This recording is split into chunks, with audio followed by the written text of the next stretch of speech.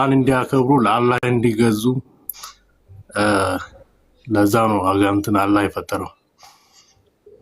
ስለዚህ ከአጋንንት ጋር አብሮ ሌሊት የሚሄደው ለምንድን ነው ታዲያ? ለአጋንንቶች ካልተላከ መሐመድ ቁርአን ሄዶ ለምን ይቀራላቸዋል? አብሮ ከአጋንንቶች ጋር ለምን ህብረት ያደርጋል? አጋንንት ማንም ይፍጠራቸው ማን ፈጠራቸው? አለም ጥያቄ እኔ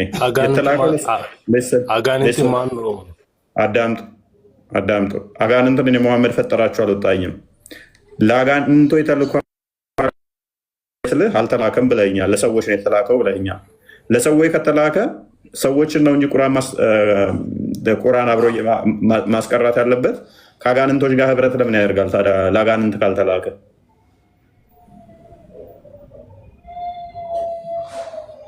አለህ እንደዛ ምልበት በሚገባ ክፈትላ ክርስቲያን ሳይ ሙስሊም 450 አይ ቲንክ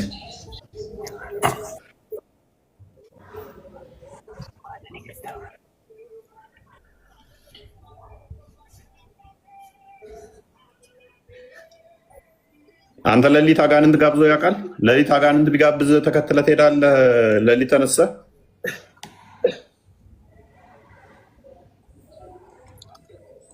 አልሄድም ደግሞ አይልም። ስጀመር ከቁርአን ሳይኝ ከትክክለኛው ቁርአን ሳይኝ ያው አዲስ ተከፍቶላል። ሳይ ሙስሊም ነው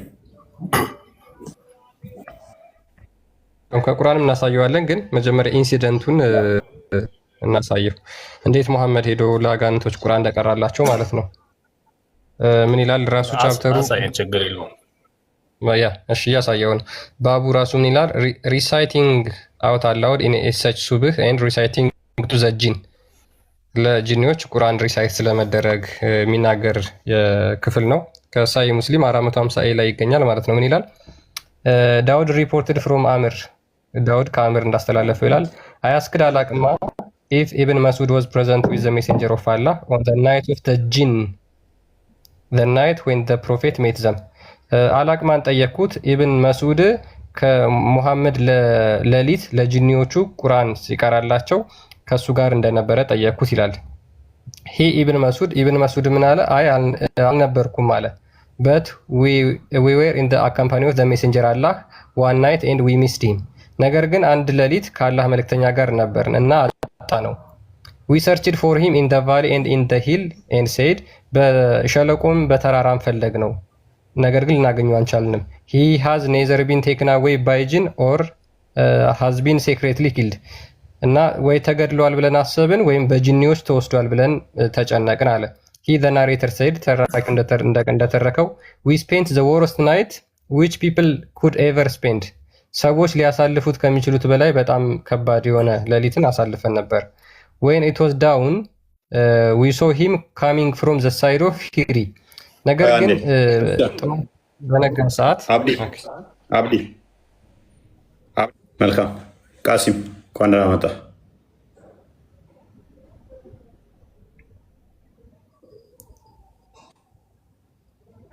ሶሪ ክርስቲያን አንበው ሙሐመድ ሌሊት ጠፋና ሰሃቦቹ በጣም ተጨንቀው እንዳደሩ ይናገራል። so when it was down we saw him coming from the side of the Hiri.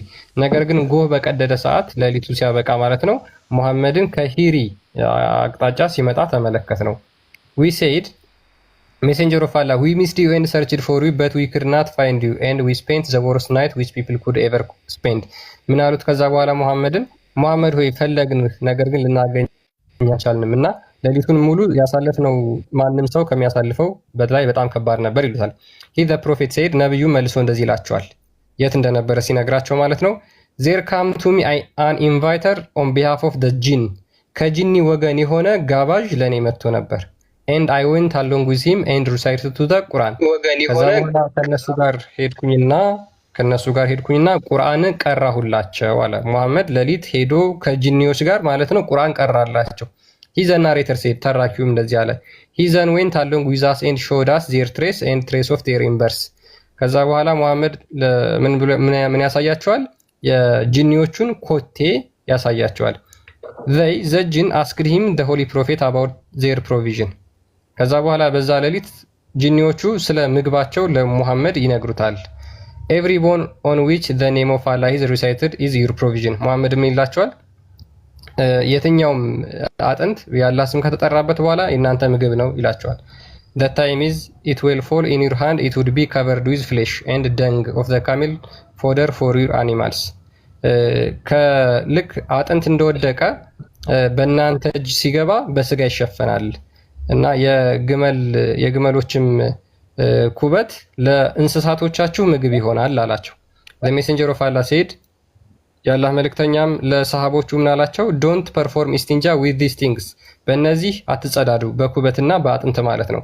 ለምን? ፎር ዚስ አር ደ ፉድ ኦፍ ዩር ብሪዝረን ጅን፣ ይሄ የወንድሞቻችሁ የአጋንንት ምግብ ነው ብሎ ተናገረ። ኦኬ ቴንክ ዩ። ስለዚህ ሙሐመድ ለአጋንንቶችም የተላከ ተብሎ ይታመናል። ለምንድነው የሚታመነው? አብሯቸው ህብረት ስለሚያደርግ። ለምንድነው ይሄንን ያመጡት? ከአጋንንት ጋር ልምምድ ስላለው፣ አጋንንት ስላለበት፣ ከአጋንንት ጋር አብሮ ስለሚያድር ያላቸው አማራጭ እንዴት ከአጋንንት ጋር ተብለው ቻሌንጅ ሲደረጉ አይ ለአጋንንትም የተላከ ነብይ ነው የሚል ፐርሚስ ገነቡ ማለት ነው። ለሰው ብቻ ሳይሆን ምን ያህል አዛኝ መሆኑን አያችሁ። ለሰው ብቻ ሳይሆን እንኳን ነብያችን ለአጋንንትም ያዝናል፣ ለአጋንንት እንኳን። ስለዚህ ለአጋንንትም ነብይ ነው የሚል አመጣው ማለት ነው።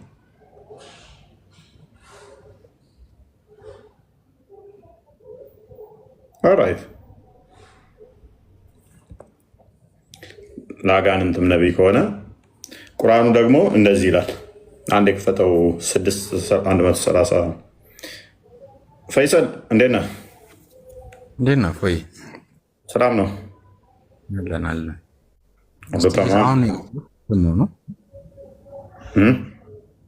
አሁን የገባሁት እንትን ነው የአጋንንት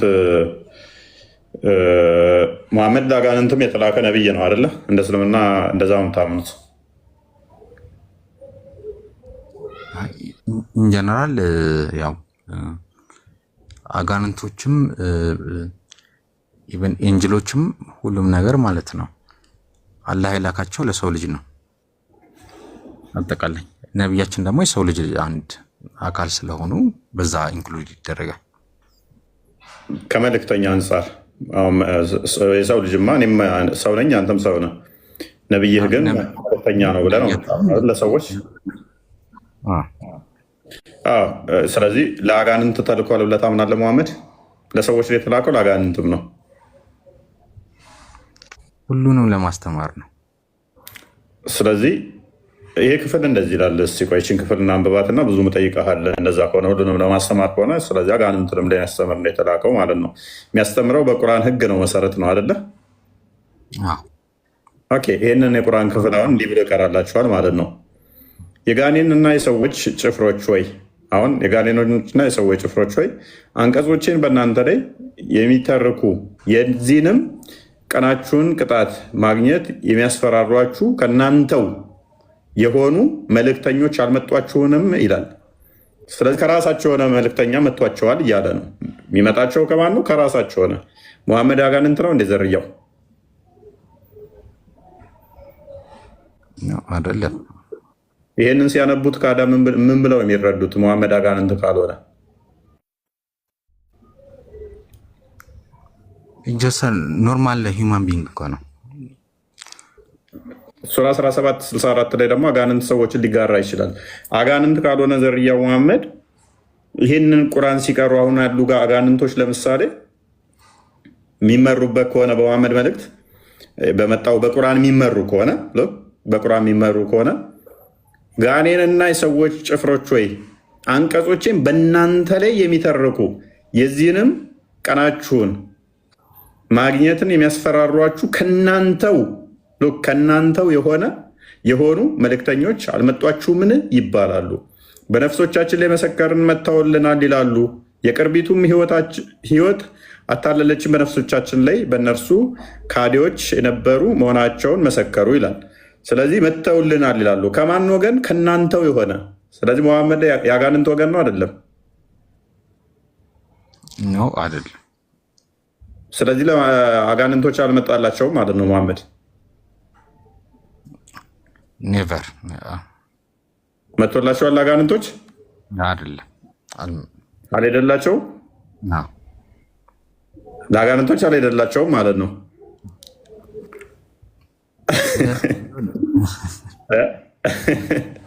ሁለቱም ምትል አያዋጣም እኮ ፈይሰል። ለዛ ነው ሁለቱም አያስኬድም። እሺ ልተው እናላቅለውና ለአጋንንቶች ተልኳል ተብሎ የሚታመነው የሙተዋቲር የሆነ ነው። ለአጋንንቶች ሳይሆን ጀነራል ሁሉም ነው የተላከው እኮ ለሰውና ለአጋንንት ማለት ነው። ለሁሉም ስትል ምን ሌላ ምን አለ? ፕሪ ኢስላሚክ ያቺ ጦጣ ወሲብ አደረገች ብለው ሲቀጠቅጧት እንደነበሩ ዝንጀሮና ጦጣንም ወሲብ አደራረግ አስተምሯል ብለህ ታምናለህ? እንዳንተም ፕሪ ኢስላሚክ ላይ ኢግኖራንስ በነበሩበት ሰዓት ላይ ሺሞንኪ ኢሌጋል ወሲብ አደረገች ብለው በድንጋይ ሲቀጠቅጧት ነበር አይደለ? እሱማስ ትክክል ነው እኮ ተገቢ የሆነ ለእነሱ አይደለም የተላከው መሐመድ ዞሮ ዞሮ ለሰዎችና ለጅኒዎች ነው ማለት ነው፣ ለጋኔኖች። ጂኒዎችንም መምራት የሚችልበት ኃይል አለው። ከምንም በላይ ከኛ በላይ የሆነ ኃይል አለው። አላህ የሰጠው ኃይል አለ። ኦኬ። ስለዚህ ጂኒዎቹ የሚመሩት በዚሁ በመልእክቱ ነው አይደለ? በቁርአን። አዎ ግን ትክክለኛና መጥፎና ጥሩ ጂኒዎች አሉ። በሁለት ነው ዲፋይን። እንደ ሰው ሰደው ዛስ ፋይን፣ እንደ ሰው ሰደው ችግር የለው። ማተር ያደርገንም እሱ ጥሩና መጥፎ መሆናቸው። አሁን የገረመኝ ሙታ ጋብቻ እነሱን ይመለከታቸዋል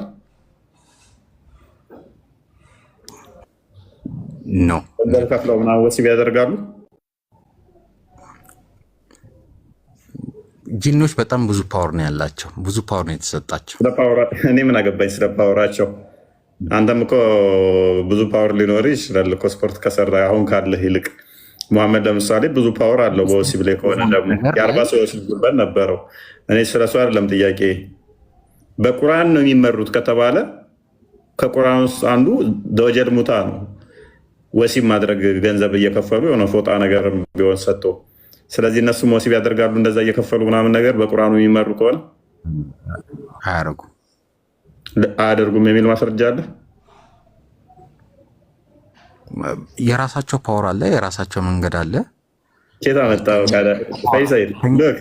ፈይሰል መሐመድ የተላከው ሰዎችንም ለጅኒዎችም ነው ከተባለ መመሪያው ደግሞ ቁርአን ነው ከተባለ፣ ስለዚህ ቁርአን ለሰዎችና ለጅኒዎች የወረደ ከሆነ አንደኛው ወሲብ ማድረግ ነው ገንዘብ ከፍሎ። ሌሎችም አሉ። ለምሳሌ ሌሎች እንደሆነ ያፌ ላይ መጣልኝ ነው። ሜይ ቢ ወሲብ ያደርጋሉ አይደል? ወሲብ ያደርጋሉ ደግሞ ወሲብ እንደሚያደርጉ ታውቃለህ። ስፒሪቹዋሊ መተውልህ ምናምን ነገር ወይ በማታ ወይ በህልም ምናምን ነገር እንጂ ዳይሬክትሊ አይደለም። ኦልራይት እሺ፣ ዳይሬክትሊ ካልሆነ እንዴት ነው የተራቡት ታዲያ? አሚን የራሳቸው ወይ አላቸው፣ የራሳቸው መንገድ አለ። በዛ ወይ ነው የሚሄዱት እነሱ ማለት አሁን ጂኒዎችን ማየት ትችላለህ ወይ? መንፈሶችን አጋንንቶችን ማየት ትችላለህ? አንተ እንዴት እንደሚራቡ ማየት ትችላለህ? አችልም። አለማየት አይራቡም ማለት ነው ያመጣው እንዴ? ኮሶ አንተ ማየት ትችላለህ፣ ግን አሁን ፕሩፍ አለማየት እኮ ማተር አያደርግማ። በእስልምና ደግሞ ሴጣኖች ማይታዩ አካላት መንፈስ ሳይሆኑ የማይታዩ ቦታ ስላሉ ነው ማይታዩት እንጂ ይታያሉ። በእስልምና ተደብቀው ስላለ ነው። የሚገለጥልህ ጊዜ አለ፣ የምታያቸው ጊዜ አለ፣ ግን ማታያቸውም ጊዜ አለ። ያ ኢትዮጵያ ዞን ተደብቀው ስላሉ ነው። ሎክ ሱራ 7 ላይ አይ ቲንክ 27ኛው ሱራ ላይ እነሱ ከማታዩቸው ስፍራ ያዩዋቸዋል ይላል። ከማታዩቸው ስፍራ ከተባለ ቦታው ነው። ቦታውን የሆነ የተደበቁበት ቦታ አለ። ለምሳሌ አቡ ሁረይራ ሱረት ካውሰርን አይሚን አያተል ከውሰርን ያስተማረው ሴጣን ነው አይደለ? አይደለ? ነው አይደለ? አያተል ከውሰርን አታውቀውም? ሴጣን ነው ያስተማረው። ኤኒዌይስ ሙሐመድን እንትን ውስጥ መስጊድ ውስጥ አንገቱን ያነቀው ሴጣን አታውቀውም? ይኖራሉ። ጂኒዎች እኮ እንደዛ ይኖራሉ እኮ። ስለዚህ ምን ልልህ ነው መሰለህ? ሎክ እኔ አሁን ዋና ፖይንቴም አይደለም እነኚህ የዋና ፖይንቴም ስላልሆኑ ቁርአን ሙሐመድ የነሱ መልእክተኛ ከሆነ ከቁርአን ውጭ ሙሐመድ የተሰጠው መመሪያ አለ ከሀዲስና ከቁርአን ውጭ? በሁለቱ ነው የምንመራው፣ ሁለቱን ነው ሙሐመድ። ስለዚህ የሙሐመድን ሱና ይከተላሉ ጂኖች? የሚከተሉም አይከተሉም አሉ እኮ፣ ጥሩም መጥፎም ጂኖች አሉ። የሙሐመድን ሱና ለምሳሌ ፂም አቆራረጡን ነው፣ ሽንት ቤት አገባቡን ነው፣ የትኛውን ሱና ነው የሚከተሉት? ህፃን ልጅ 6 ዓመት ማግባት የትኛውን ሊከተሉ ይችላሉ?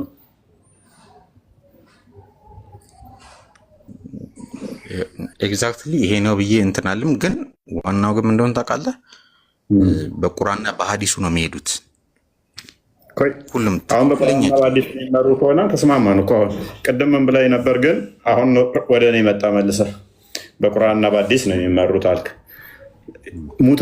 ሙታ ጊዜያዊ ጋብቻን ገንዘብ ከፍሎ ያደርጋሉ ወይ? ስለ አያደርጉም ቅድም ብለህ ነበረ። አሁን ደግሞ ወደኛ መጣ ማለት ነው። እሺ ሚስትን በሚስት ቦታ መለወጥ ሲፈልጉ እንደዛ ነው የሚለውጡት? ዝሙት አለ በእነሱ?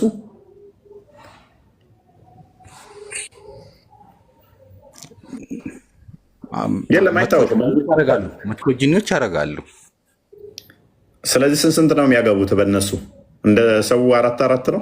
ዲቫይድ አይደረግም እኮ አሁን እኮ ጂኒ ኢንጀነራል ማለት ነው። ጂኒዎች በሙላ ማለት ነው መጥፎና ጥሩ አለ። ግን ይሄ ነው ብለው ፈይሰል አትድገመው። በቃ መጥፎና ጥሩ አለ ሺህ ጊዜ ብትል ምንም ለውጥ አያመጣም። እኔ ጥያቄ ምንድን ነው ሙሐመድ ሊድ የሚያደርጋቸውን እኔ ስንት አይነት ጅኒ ያለ ብዬ አልጠየኩም። ምን አይነት ጅኒ ያለ ብዬም አልጠየኩም።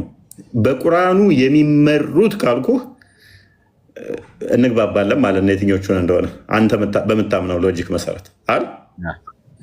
ስለዚህ እሱ ላይ ብቻ ፋላሲ አትስራ፣ እሱ ላይ ብቻ ትቆምና ታወራለህ ማለት ነው። ስለዚህ እነኚህ አካላት በዚህ ቁርአን ሲመሩ መርጠው ነው የሚመሩት ወይንም ዘሆል በቁርአኑ ይመሩበታል? በቁርአንና በሀዲሱ ነው የሚመሩት። እስቲ የመሐመድን ሱና ከሚከተሉት አንዱ ለምሳሌ ካካ ብለው በ3 ድንጋይ የቂጥ መጥረግ ምናምን እንደዛ ይተገብራሉ ሱና ስለሆነ። ያ ኤግዛክትሊ በቃ ትክክለኛ ከሆኑ ጂኒዎች እንደዛ ይከተላሉ። ስለዚህ ትክክለኛ ሙስሊም እንዲባሉ የመሐመድን ሱና መተግበር አለባቸው። አዎ ግን ለነቢያችን ግን የራሳቸው ነገር ደግሞ አለ። ችግር የለም። እንደዛ ከሆነ ለምሳሌ መሐመድ ሴጣኔን አስወጣልኝ እያለ ጸሎት ያደርግ ነበረ። እነሱስ ሴጣን ይኖርባቸዋል? ምክንያቱም ሴጣን ራሱ ጅኒ ነው የሰጠነ ሊሆን ግባሩ መጥፎ ሆነ እንጂ ሴጣኔን አስወጣልኝ እያለ ሴጣኑም ጸሎት ያደርጋል እንደ መሐመድ ሱና የሚከተሉ ይህን ጥያቄ ወደ አንተ ልመልሰውና እነዚህ ሰይጣኖች ወይ ዳቢሎሶች ምናምን ነገር የተሰጫቸው ስልጣንና ከአምላክ ጋር ያለውን ፖዘቲቭ እና ኔጌቲቭ ኢነርጂን ደግሞ እስቲ አንተ አብራራው። እስቲ ደግሞ አሁን ወደኛ ጥያቄ ሳይሆን ወደ አንተ ጋር ያለውን ደግሞ እስቲ አብራራልኝ እስቲ። እኔ የማይወደቁ መናፍስት ናቸው ብዬ ነው አማምን ነው። እኔ አማኝ ናቸው። ስለዚህ ወንድሞች ናቸው። እኔ ወሲብ ያደርጉኛል፣ በደሜ ውስጥ አሉ፣ ከኔ ጋር ብረት ያደርጋሉ፣ መልእክተኛ ተልኮላቸዋል ብዬ አላምንም። የተጣሉ መናፍስት ናቸው፣ ሐሰተኛ ናቸው። ዲያብሎስ የተጣለ እሱ ነፍሰ ገዳይ ነው። ሁሌ መጥፎ ነገር ነው የሚያደርጉት ማለት ነው። ውሸታም ነው። በቃ እሱ ጥሩ ነገር የለውም። የተጣሉ መናፍስት ናቸው። ስለዚህ ፖዘቲቭ የሆነ መናፍስት ምናምን ነገር የለም ማለት ነው። የሴጣን ፖዘቲቭ የለም። ጂኒ ላይ ኢስላሚክ የሆነም የተጣመም ጂኒ አለ። በሁለቱም ወይ ነው ያለው። ማነው እንደዛ ብሎ አስተማር? ከመሐመድ ውጭ እንደዛ ብሎ አስተማር ነብይ አለ? ጂኒ ወንድሜ ነው ያለ? የጂኒዎች በጣም የቀረ በጣም ብዙ ነገሮች የሚያውቅ የጂኒዎች አለ። አዝዌልም ብዙ ነገር እየመጣብኝ ነው እዚህ ጋር። ግን ምንድነው ብዙ የመጣብህ? አይ ቲንክ ከውስጥ እስቲ እንትና ይቀጥል እስቲ አቁም የሚል አሚርህ ደወለ። መልካም እሺ አብዱ አይ ነው ቀጥላለሁ ችግር የለውም ቀጥላለሁ ማለት ፖዚቲቭሊ ነው እያወራን ያለ ነው ምንም የሚያጨቃጭቅ ነገርና ኔጌቲቭ የሆነ ነገር ያንም ያወሯት የለም ግን ያው አታውራ የሚባለው ነገር ነው ከውስጥ የሚመጣብኝ ግን ቀጥላለሁ ማውራቴን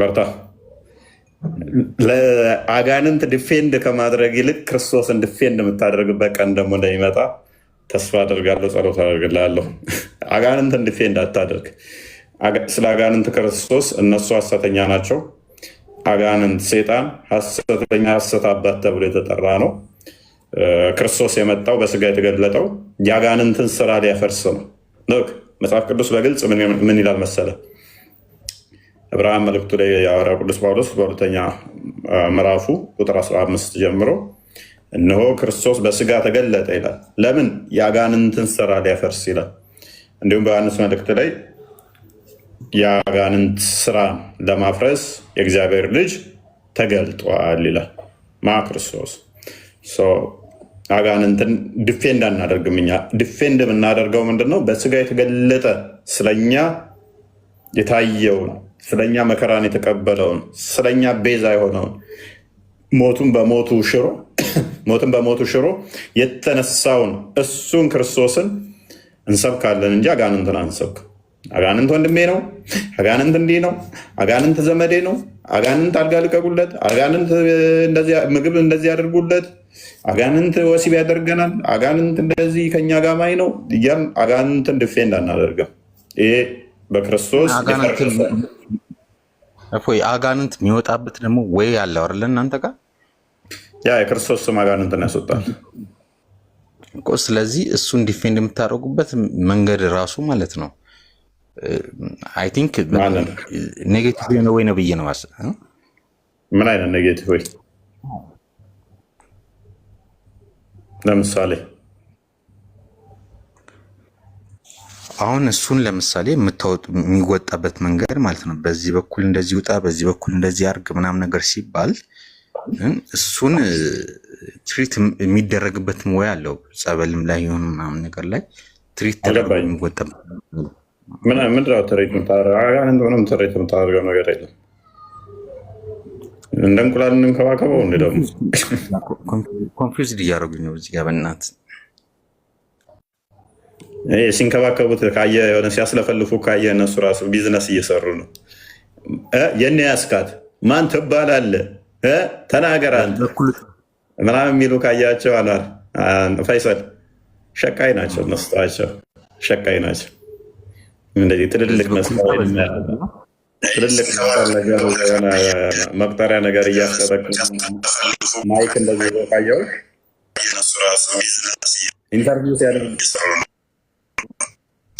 ኢንተርቪው አጋንንት ሲያደርግ ካየው እሱ ሽቀራሪ ነው እየሸቀረባቸው ኤኔስ አጋንንት ይወጣል አዎ ይወጣል በማ በክርስቶስ ስም ይወጣል አጋንንት ስለዚህ ምንም ከኛ እና እናንተ የሚያገናኘው አይደለም ማለት ነው የሚገናኝ አይደለም ክርስቲያን አለ ሽና አዲስ አንዴ ላንብብላችሁና ምናልባት ሳያል ቡካሪ 3860 ላይ አንድ ታሪክ አለ መሐመድ ለአቡ ሁሬራ የነገረው ማለት ነው ምን ይላል መሐመድ እንግዲህ አትጸዳዱ በአጥንትና በኩበት ነው መልእክቱ ያ ደግሞ የሆነበት ለምክንያት ምንድነው they are the food of the jinns ምክንያቱም እነሱ የጂኒ ምግቦች ናቸው አለ ከዛ አክሎ ምን አለ መሰላችሁ the delegate of the jinn of the city of ናሲብ የናሲብ ከተማ ነዋሪ የሆነ አጋንንት መሐመድን አንድ ጥያቄ ጠይቀዋል ከዛ ምን አለ came to me and how nice those jinns were በጣም ጥሩ መልካም ጂኒዎች ነበሩ አለ መሐመድ ኢማጂን በእስልምና ሱራ 98 ቁጥር 6 ላይ ክርስቲያኖች እና አይሁዶች ከፍጥረት ሁሉ ክፉ ናቸው ይልና አጋንንትን እዚህ ጋር ምን ይላቸዋል በጣም ጥሩዎች ነበሩ አለ ከዛ እንደዚህ ጥያቄ ጠየቁኝ፣ ስለ ምግብ ቅሪት ጠየቁኝ ብሎ ይናገራል። ስለዛ ይናገራል። እና በእስልምና እኛ ያው ወዳጅ ይሆነኛል ብለህ የምትመርጠው ራስህ ነህ። በነገራችን ላይ ሰው አጋንንትን ወዳጆቼ ናቸው ብሎ ከመረጠ እኛ በጓደኛሞች በዘመዶች ጣልቃ አንገባ፣ በእነሱ መካከል ጣልቃ አንገባ። የሚሆንህን ነገር የሚበጅህን ነገር ለእኔ ይሆነኛል የምትለውን ነገር የምትመርጠው አንተ ስለሆንክ ማለት ነው። ሙስሊሞች አሁን ይህን ትቀበሉታላችሁ? አጋንንቶች ለእኛ በጣም መልካሞች ናቸው፣ እነሱ እህት ወንድሞቻችን ናቸው ብላችሁ የማታውቋቸው መናፍስት እነዚህ የእኛ እህት ወንድሞች ናቸው ብላችሁ ትቀበሉታላችሁን? አይምሯችሁ ይቀበለዋል? ሉክ 10 ሰከንድ ብቻ አስቡ፣ ረጅም አታስቡ። በእስልምና አጋንንቶች የሙስሊሞች እህት ወንድሞች ናቸው፣ በእስልምና ማለት ነው። አጋንንት ደግሞ ሙሐመድ እንደተናገረው 3 አይነት አጋንንት አለ ብሎ ተናግሯል። እሱንም ሀዲሱን አሳያችኋለሁ። የሚበራ አጋንንት አለ፣ በሆዱ የሚሳብ አጋንንት አለ፣ አንድ ቦታ ላይ የሚቆይ አጋንንት አለ። በሆዱ የሚሳብ አጋንንት የተባለው እባብ ነው።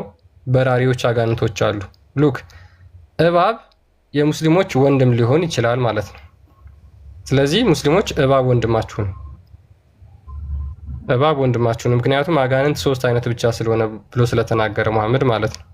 ስለዚህ እነዚህ በ3 የተከፈሉ አጋንንቶች የሙስሊሞች እህት ወንድሞች ናቸው። እባብ የሙስሊም እህት ወንድም ነው። ሉክ በእባብ ውስጥ አድሮ ሔዋንን ያሳሳታት አጋንንት ነው። በሔዋን ውስጥ በእባብ ውስጥ ገብቶ ያሳሳታት ሔዋንን አጋንንት ነው። እባብ ደግሞ በእባብ ውስጥ የሚያድረው አጋንንት ደግሞ የሙስሊሞች ወንድም ነው። በጣም በሚያስገርም ሁኔታ ማለት ነው፣ ምን ያህል ተቃራኒ እንደሆነ። እኛ ክርስቶስ ኢየሱስ ቅድም እፎይ እንደተናገረው ማለት ነው የአጋንንትን ስራ ሊያፈርስ የእግዚአብሔር ልጅ ተገለጠ ብሎ አንደኛ ዮሐንስ መልእክት ይናገራል። ስለዚህ እነዚህ የሐሰት አባት የተባለው በክርስቶስ የተቀጠቀጠው አጋንንት የሙስሊሞች ወንድም እህት ነው። ይህን ትቀበሉታላችሁ? ሰዎችን ላሳያችሁ። ክፍሉን አንዴ ዮሐንስ መልእክት በጣም ደስ ስለሚል ቀጥታ መጽሐፍ ቁርአንን ይመታዋል። እንዴት እንደሚመታው አንዴ ክፈት እናሳያቸው። አንደኛ ዮሐንስ ምዕራፍ 3 ላይ እንዴት በጥፊ ነው የሚያጠናግረው። እንግዲህ አስቡ፣ የ600 ዓመት ጋብ አላቸው። ነገር ግን አስቀድሞ ቁርአንን እንዴት እንዳጠናገረው ላሳያችሁ። ከቁጥር 7 አድርገው። ልጆች ወይ ልብ በሉ፣ በደንብ አስተውሉ። ልጆች ወይ ማንም አያስታችሁ።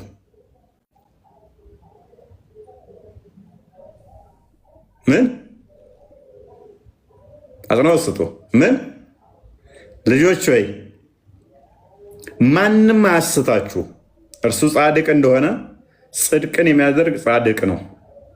ኃጢአትን የሚያደርግ ከዲያብሎስ ነው፣ ዲያብሎስ ከመጀመሪያ ኃጢአትን ያደርጋልና። ዲያብሎስ መልካም ምናምን ብለህ አታሽሞኖች።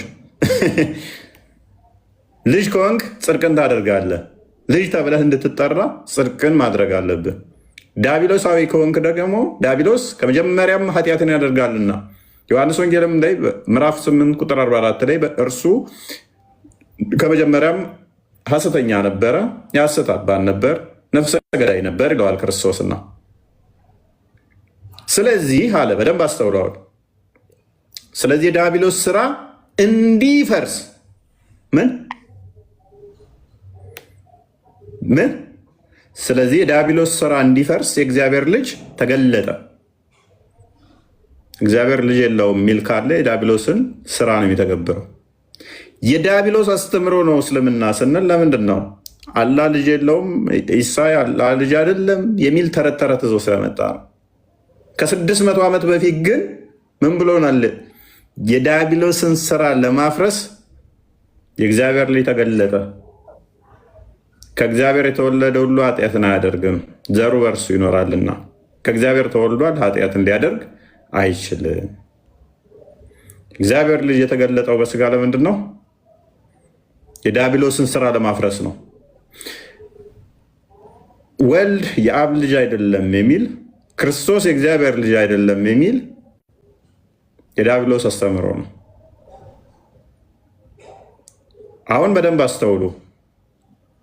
9:30 ላይ ሱረት ተውባ ላይ አልመሲህ ኢሳ አላህ ልጅ ነው አሉ ክርስቲያኖች። አላህ ያጥፋቸው፣ አላህ ልጅ የለውም ብሎ የሚከሰል አስቀድሞ ከ600 ዓመት በፊት የዲያብሎስ አስተምሮ እንደሆነ ነግሮናል መጽሐፍ ቅዱስ። ሱራ 72ን አንዴ ክፈት እናሳያቸው። እነሆ ሰማን አየን፣ የጌታችን ክብር ላቀ፣ ሚስትንም ልጅንም አልያዘም ይላል። ምን አላለም? ሚስትና ልጅ አልያዘም። መጽሐፍ ቅዱስ ደግሞ ምን ብሎናል? የዲያብሎስ እሳቤ ነው ይሄ። ሙሐመድ ወይ በል እነሆ ከጂኒ የሆኑ ጭፍሮች፣ ጂኒ ማለት አጋንንት ነው። ከአጋንንት የሆኑ ጭፍሮች አደመጡ፣ እኛ አስደናቂ የሆነ ቁርአንን ሰማን አሉም ማለት ወደ እኔ የተወረደ ወደ ቀጥታ መንገድ የሚመራን ቁርአንን ሰማን፣ በእርሱም አመንን፣ በጌታችን አንድንም አናጋራም። እነሆ ጌታችን ክብር ላቀ፣ ሚስትንም ልጅንም አልያዘም። ይህንን ያለው ማን ነው? አጋንንት። ፈይሰል በደንብ አስተውል። አጋንንት ምን አሉ? ጌታችን ሚስትና ልጅ የለውም አሉ። መጽሐፍ ቅዱስ ግን ምን ይለናል? ክርስቶስ በስጋ የተገለጠው ራሱ የአጋንንትን ስራ ሊያፈርስ ነው ብሎ ነግሮናል። ከ600 ዓመት በፊት ቁርአን ከመምጣቱ በፊት እግዚአብሔር ልጅ በስጋ የተገለጠው የአጋንንትን ስራ ሊያፈርስ፣ የአጋንንትን አስተምሮ ሊያፈርስ ነው፣ አጋንንት ውሸታም ነው ብሎ ነግሮን ሳለ ከ600 ዓመት በኋላ መጥቶ አይ ልጅ የለውም ብሎ ሲለን አጋንንቶች ብለው ሲሉን እንዴት እንቀበል? በእናትህ ነው ፈይሰል። አሁን አይምሮን እስኪ ሚዛን ሊያስቀምጠው። እንዴት ይዳኝልሃል? እንዴት ይታረቅልሃል?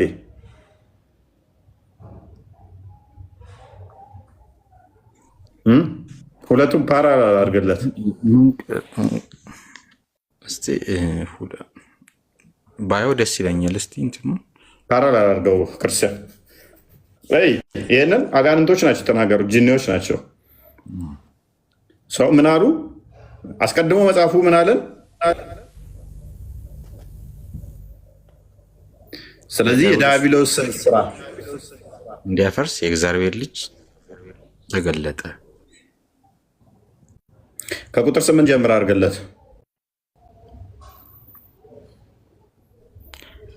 ኃጢአትን የሚያደርግ ከዲያብሎስ ነው። ዲያብሎስ ከመጀመሪያ ኃጢአትን ያደርጋልና። ስለዚህ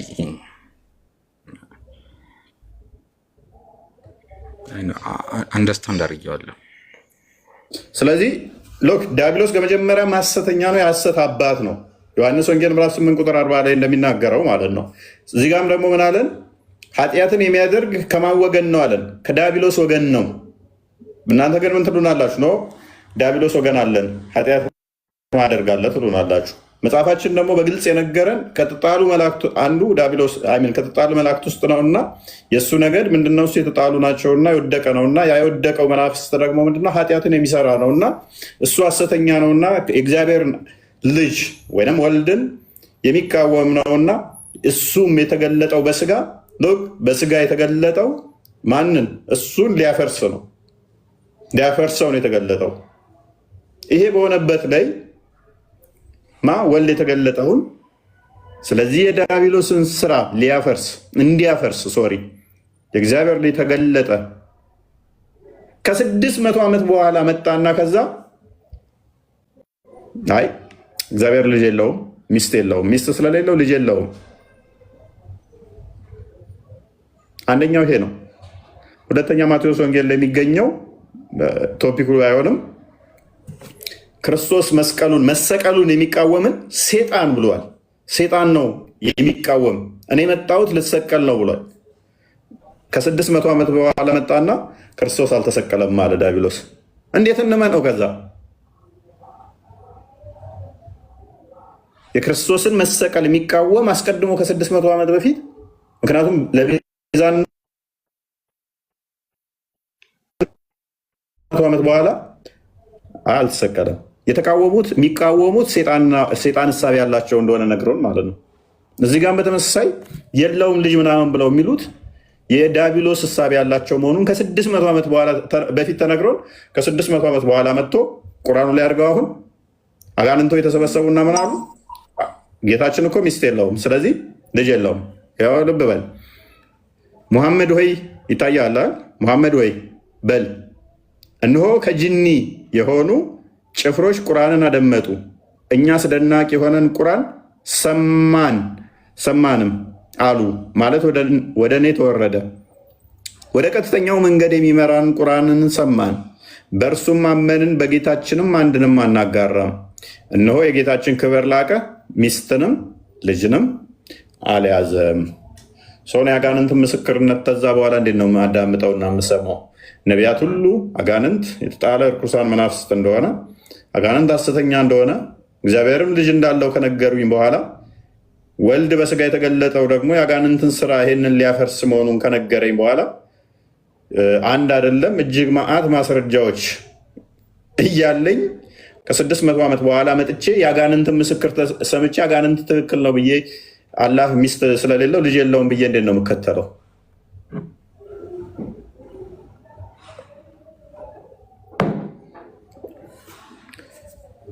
ማሱ ነው የሚለው። ሰላም፣ እንዴት ናችሁ? ሰላም ነው። አይ ቲንክ ማሱ ይቀድማል። ቆይሽ ወየ ነጋሲ ፋታ ፎየ ሰላም ነው። ሴት ነሽ እንዴ? ሶሪ ነጋ ገለተ ዋቀዮ ጅርታ ጅራ ገለተ ፋታው አይ ቲንክ ክርስቲያና አኒ ክርስቲያና ኦኬ።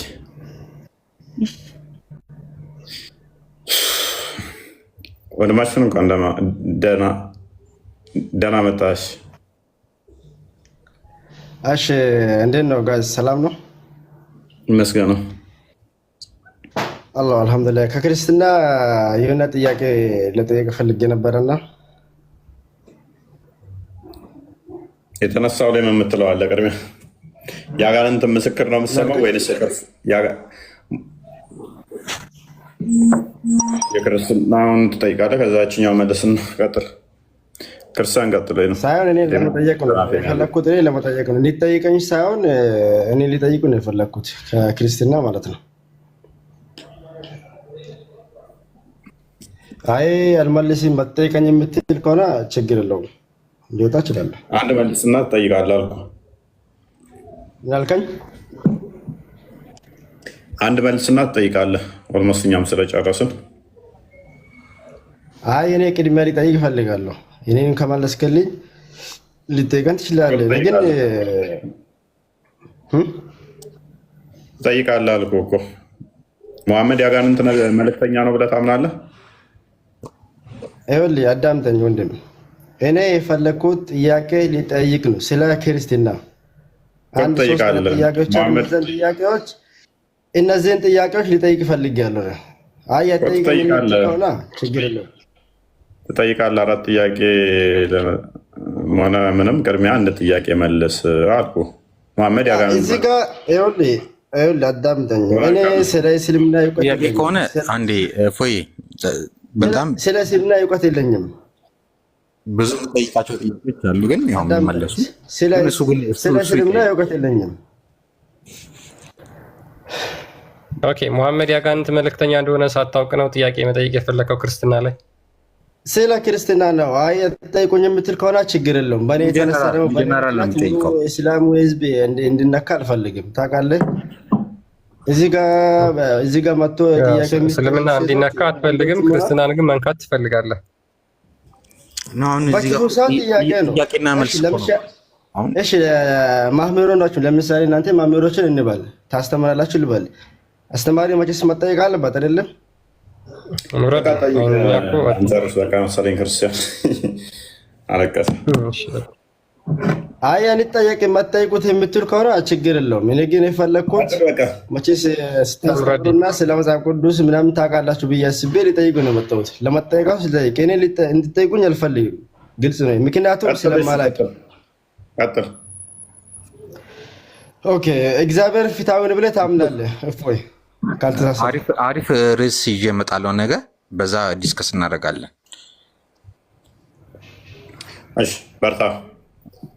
ቆንጆ ርዕስ ይዤ ነው የምመጣው። ይቻላል። በዛ ርዕስ በደንብ እንዋያለን፣ በደንብ ዲስከስ እናደርጋለን። ጠፍተሃል ደግሞ ለዛሬው። አሁን መጥቻለሁ። በደንብ ዲስከስ እናደርጋለን። ያቸው ደግሞ እነኝንም ያቸው የዛሬው ስድቡን እኮ ችዬዋለሁ እኮ ነው ማለት ግን ዲስከስ በማድረግ ነው። ዲስከስ ነው ያደረኩት እንጂ ሌላ ነገር እኮ አላደረኩም እኮ። ይፈለጥ ይቆረጥ። አንተ እስልምናን አሰድበሃል። ስታይ ግን ቤታችን ምንድን ነው? ሰላማዊ ነዋል። እስካሁን ድረስ ምንም ነገር የለም። ግን የሚመጣብኝ ነገር ያውቋለሁ፣ ያው እቀበለዋለሁ። ችግር የለውም። ዲስከስ ለማድረግ ነው እንጂ ኖርማል ነገር ነው ያወራ ነው። እዚህ ጋር የእስልምናን ነገር ያዋረድኩት ነገር የለም ወይ ደግሞ ክርስቲያን እንዴት ነህ? ቀጥል እና እስልምናን እዚህ ጋር አውርጄ ክርስትናን ከፍ ያደረኩት ነገር እኔ ኖርማላይዝ የሆነኝ ነው ማወራው። ግን እዚህ ጋር በመግባት የራሱ ፕሬሸሩ አለ። አይ ነው ግን አይ ዶንት ኬር። እኔ በቃ ሁል ጊዜ በቃ ትሩዝን የምፈልግ ሰው ነኝ። ዲስከስ ማድረግ የምፈልግ ሰው ነኝ። በቃ ዲስከስ ማድረግ እፈልጋለሁ። በቃ ዲስከስ አድርጌ የሆነ ነገር አርጊው ማድረግ እፈልጋለሁ። ያን ነገር መሸነፍ ከሆነ አይ ዶንት ኖ ማንም ሰው እንደ ሽንፈት ይወሰደው። ለእኔ ግን ምንም አይመስለኝም። አጥፍተውሽ ነበር እኮ አሁን ጎበዝ ጀገን ብለሃል። ዘራፍን የሆነ ሰዓት ታስታውሳለህ? ሲንጫጩብህ አሁን ሲመራሽ ተዋሉ ቴክስት ሊያደርጉልህ እንዴ ከዚህ በፊት ይሄ ልጅ የሰደብኩት ነው እንዳይተውም እንደ ምናምን ያ መወያየት ጤና ነው። ዋናው ነገር ምን ታውቃለህ? በቃ ኮንሽስ የሆነ ማይንድህ እኮ ይጠይቃል ከሆነ ነገሮች እኮ ጥያቄዎችን ደግሞ መመለስ ደግሞ ያስፈልጋል። እዚህ ጋር ዲፌንድ የሚያደርግ ሙስሊም ከሌለ እኔ ደግሞ ዲፌንድ ለማድረግ እሞክራለሁ፣ መሞክርም አለብኝ። አይ ቲንክ በቃ በማውቀው ኃይል ዲፌንድ ለማድረግ እሞክራለሁ፣ እሰማለሁ። ዋና ነገር ምንድነው? ሰዎች አያዳምጡም፣ በቃ ኢግኖር ያደርጋሉ። በቃ ለመስማት አይፈልጉም። አንተ ነገር ፈይሳል በደንብ የምንረዳው እስልምናው ላይ ምንድነው እሱ የስም ማጥፋት በጣም አድርገው ስለሚሰሩብን በቃ ስድብ ነው ምናምን የምናነሳው ምንም ፖይንት እንደሌለው ነገር ለማስመሰል ይሞክራሉ። ግን ከገቡ በኋላ ኖርማል ነገር እኮ ነው ያወራሁት። ግን በውስጥ ግን በጣም ብዙ ነገር ነው የሚመጣልኝ። በውስጥ በጣም ብዙ ነገር ይመጣልኛል። በጣም ዛቻም ይመጣል። ከዚህ በፊትም እኮ አይተሃል፣ ዛቻ ይመጣል። ግን አይ ዶንት ኬር አልሰጠውም። ለምን እዚህ ጋር በቃ ትሩዝን በቃ ምንድን ነው የሚለውን ነገር እኮ ማየት እኮ ራሱ ኖርማል የሆነ ነገር ነው እንጂ ሳይድ እኮ አድርጌ አይደለም እኮ። ሳይድ ያረክ ይመስላችኋል? አንተ ቤት በመግባቴ ራሱ ሳይድ ያረኩ ነው የሚመስላቸው። ግን ይሄ ግን ትክክል አይደለም። አይምሮ ከተሰጠን ልናገናዘብበት፣ ልንመረምርበት ነው፣ ልናውቅበት፣ ልናስተውልበት፣ ልንመራመርበት ነው። አለበለዚያ ጭንቅላት መፈጠር የለበትም ነበር። ፈጣሪ መጠየቅ ነበረበት። ጭንቅላት ተሰጥቶን ለምን ጠየቅ፣ ለምን እናወራህበት ምናምን ተብለን የምንል ከሆነ ጤናማ አይደለም ማለት ነው። እቀጥላለሁ እኔ በዛ። ኤኒዌይስ ጉድ ናይት። ነገ እልክልሃለሁ አዲስ ቶፒክ ነገ እናወራ። ኑረዲን ቤት አለው። አይ ወረፋ እየጠበኩ ነበር። እሺ ምን እንታዘዝ? እሺ እኔ ጥያቄዎች ያለኝ አንድ ቢያንስ እስከ 3 ጥያቄ ያለኝ፣ እሱን ጥያቄ ለመጠየቅ ፈልጌ ነው። አይ ቲንክ ማለት ነው። እሺ ኢንሻአላህ እግዚአብሔር ፊታዊ ነው አይደል? በመጽሐፍ ቅዱስ ዘንድ ወይም አንዴ እንድታምነው ማለት ነው። አዎ እሺ በመጽሐፍ ቅዱስ ላይ እናንተ ኢትዮጵያውያን በሰይፍ ትገደላላችሁ ብለዋል። ሳስቻለሁ? እሺ አልተሳሳትኩም አይደል? እሺ ቀጥል። ኦኬ አንደኛው ይሄ ለምንድን ነው የሆነው? ሌላው ደግሞ ዲቃላ እስከ 10 ትውልድ ድረስ ለምንድን ነው የእግዚአብሔር ጉባኤ አይገባ የተባለ? ሶስተኛ ጥያቄው ደግሞ ኢየሱስ ክርስቶስ ወይንም ነብዩ ኢሳ አለይሂ ሰላቱ ወሰላም በመጽሐፍ ቅዱስ ዘንድ እናንተ ሰዎች የሰውን ስጋ ካልበላችሁ ደሙንም ካልጠጣችሁ ይኖት እላችኋለሁ በሕይወት የላችሁም ብሏል። ይሄ ለምንድን ነው? ስለዚህ የግድ በሕይወት ለመኖር የፈለገ ሰው የሰውን ስጋ መብላት ደሙንም መጠጣት አለበት ማለት ነው።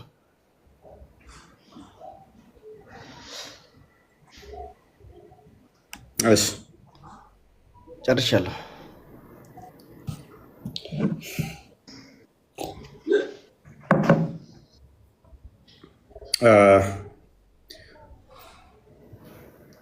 እሺ አንደኛው ያለፈ ትንቢት ነው።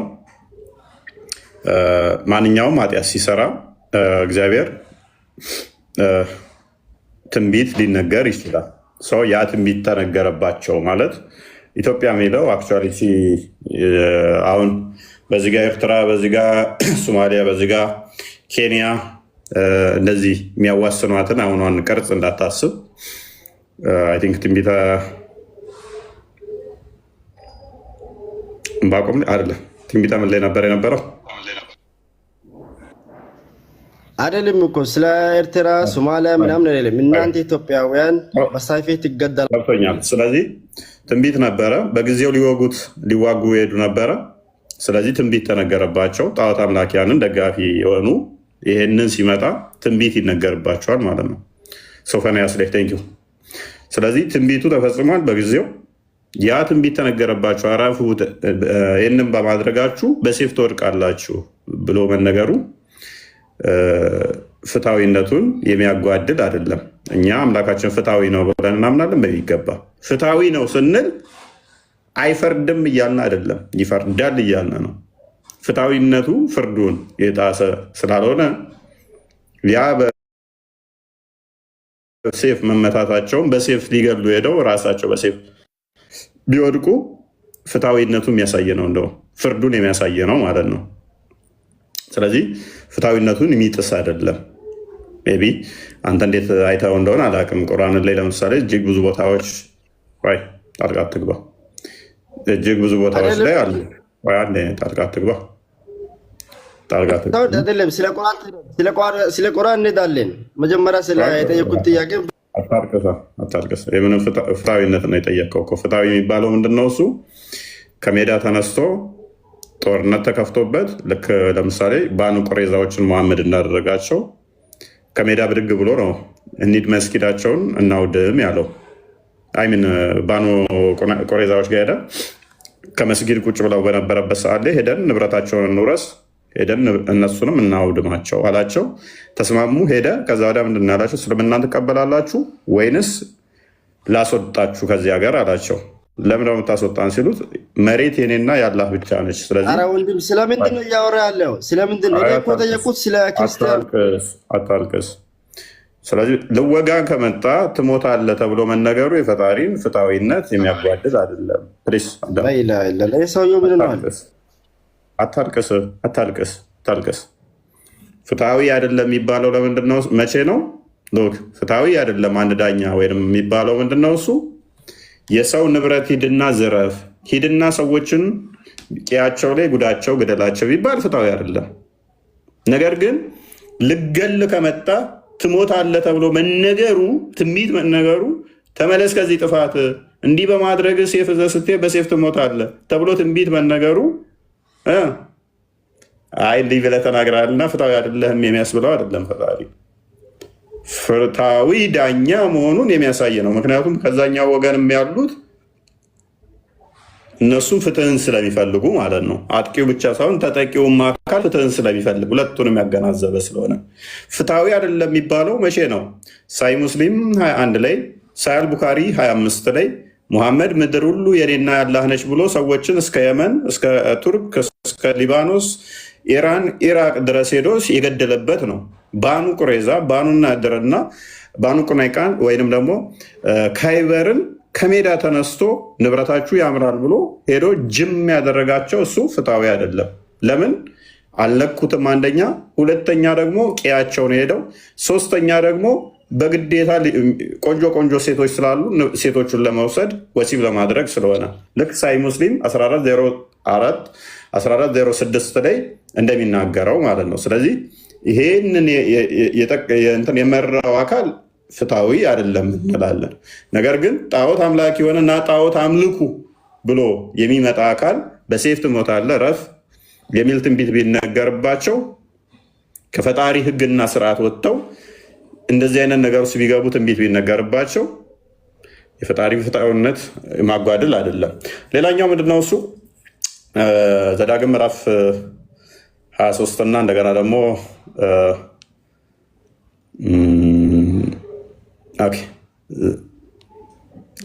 ብቻ 1-2-3 ቦታ ያለ ጥቅስ ያነሳዋለ። እሱ ምንድነው? እሱ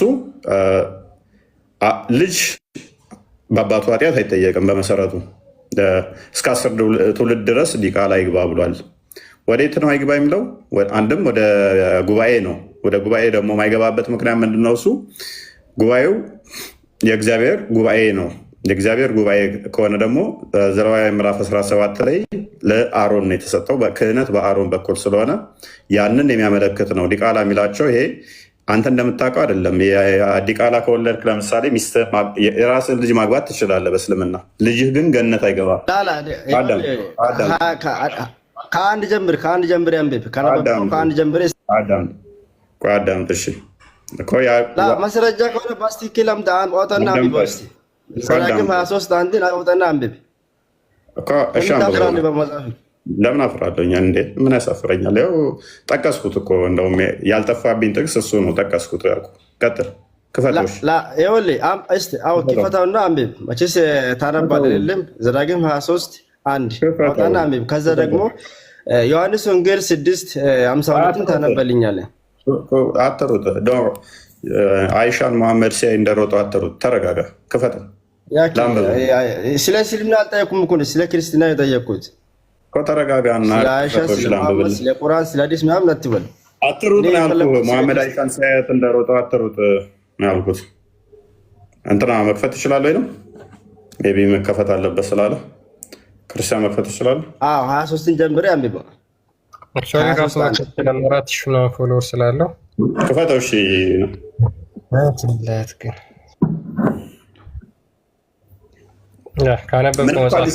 ምንም ነገር የለም። በቃ ዘሌዋውያን ምዕራፍ 21ን አንብበው። ስርዓቱ እዛ ላይ ተቀምጧል። ከአሮን ክህነት ጋር በተያያዘ ክህነት በአሮን በኩል እንደሆነ ከዛ አካል ጉዳት እንደዚህ ጋር በተያያዘ የተቀመጡት አለ። ቆይ እያሳሰበ ኑረዲን ብልትን ቀጥቅጣ አለ። ቁጥር 1 ላይ አልክ። ጥያቄ አልነበረም። ቁጥር 1 ላይ ብልቱን ስለቀጠቀጠ ነው የሚያወራው። ወሽላን ቀጥቅጣ አለ ኑረዲን። ወጣ ዘሎ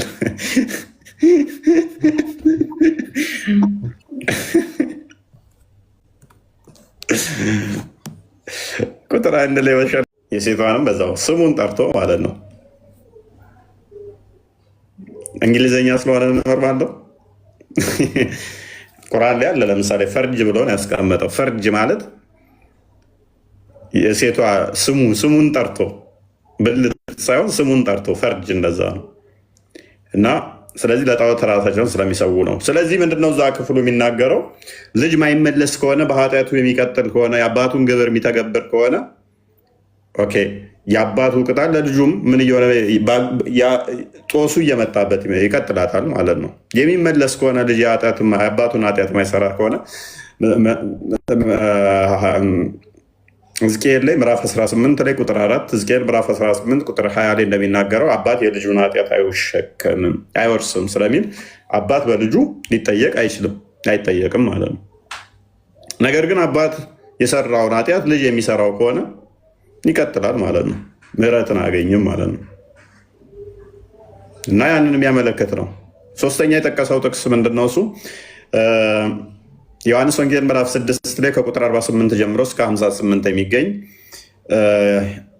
ከሰማይ የወረደ ሕያው እንጀራ እኔ ነኝ፣ ስጋዬን የሚበላ ደሜንም የሚጠጣ የዘላለም ሕይወት አለው የሚለው ክፍል ነው። ይህም ክፍል የምናምንበት ነው። በወልድ ልጅ አስቀድሞ ይህንን የማያምን ክርስቲያን ሊሆን አይችልም። ሰው ይህን የምናምን ነው። እሱ ሕያው እንጀራ ነው። ክርስቶስ የሰው ልጅ ሲል የኔን አይደለም፣ የኔን ማለት አይደለም። የሰው ልጅ እያለ ክርስቶስ ራሱን በማቴዎስ ወንጌል ምዕራፍ 16 ቁጥር 13 ጀምሮ ስትመለከቱ የሰው ልጅን ሰዎች ምን ይሉታል፣ ማን ይሉታል ብሎ ይጠይቃቸዋል። ክርስቶስ ራሱን የሰው ልጅ ብሎ ይጠራል። የሰው ልጅ በስጋ እንደመገለጡ የሰው ልጅ ነው፣ እውነት ነው። ክርስቶስ የሰው ልጅ በስጋ እንደመገለጡ የሰው ልጅ ተብሎ ይጠራል። ምክንያቱም አይሁዶች የሰው ልጅ ደጋግሞ የሚልበት ምክንያት ለምንድን ነው ራሱን የሰው ልጅ ብሎ የሚጠራው? ትንቢተ ዳንኤል ምዕራፍ 7 ላይ ቁጥር 13 ላይ አይሁዶች የሚጠብቁት አምላክ በስጋ አይነት በሰው አምሳል ይመጣል ብለው ይጠብቃሉ። ስለዚህ እናንተ የሰው ልጅ ይመስላል ብላችሁ የምትጠብቁት የሰው ልጅ ይመስላል ብላችሁ አትጠብቁ፣ እኔ ነኝ የሰው ልጅ ነኝ በስጋ መጥቻለሁ እያለ ያንን ሪፈር እያደረገላቸው ነው። አምላክ በደመና ይመጣል። ሎክ ትንቢተ ዳንኤል ምዕራፍ 7 ቁጥር 13 ላይ የሰው ልጅ የሚመስል በደመና ይመጣል ከእልፍ አእላፋቱ ጋር ስልጣናትና ግዛታት ተሰጡት፣ እሱም ስልጣናት እንትን ግዛቱ ኃላፊነት የለው ምናምን እያለ ይተርከዋል ክፍሉ። ስለዚህ ያ እኔ ነኝ አምላክ ነኝ፣ ለግዛቴ ኃላፊነት የለውም፣ ስለዚህ እኔ ነኝ ሲላቸው የሰው ልጅ ራሱን ብሎ ይጠራል ማለት ነው፣ በስጋ እንደመገለጡ። እሱ ግን በስጋ የተገለጠ ሕያው አምላክ ነው። ቃል የተዋሃደው ስጋ ነውና፣ ቃል ደግሞ ሁሉን የፈጠረ ሁሉን ያስገኘ ነውና፣ ስለዚህ የሰው ልጅ ስጋን ካልበላችሁ ካልጠጣችሁ ዘላለም ሕይወት የላችሁም አላቸው። ከቁጥር 61 ጀምራችሁ ስታነቡት ይህንን ብሎ ሲነግራቸው አብዛኞቹ ደቀ መዛሙርቶቹ አፈገፈጉ፣ ተመለሱ፣ ሸሹም። ይሄማ የሚያስጨንቅ ትምህርት ነው ደግሞ ብሎ የሰው ስጋን ብሉ ይለናል እንዴ ብለው ሸሹ፣ ተመለሱ ይላል። ስለዚህ ጴጥሮስ ጠጋለና እንደዚህ እየሄዱ ደቀ መዛሙርቶቹ እኮ ተመለሱ አለው። ክርስቶስ ምን አለው? እናንተስ ልትመለሱ ትወዳላችሁ? ክርስቶስ እንዲህ ነው የሚልህ፣ እባክህና በቃ ብሎ ግድ እንትን አይልህ። ዱላ ዟርጩሜ ይዞ እየገረፈ ማያስከትልህ ነፃ ምርጫ። እናንተስ ልትመለሱ ትወዳላችሁ አሏቸው። ቁጥር 63 ጀምሮ ጴጥሮስ ይህን ጊዜ ምን አለ? የሕያው እግዚአብሔር ልጅ አንተ ከአንተ ወዴት እንሄዳለን አለ። ይገርም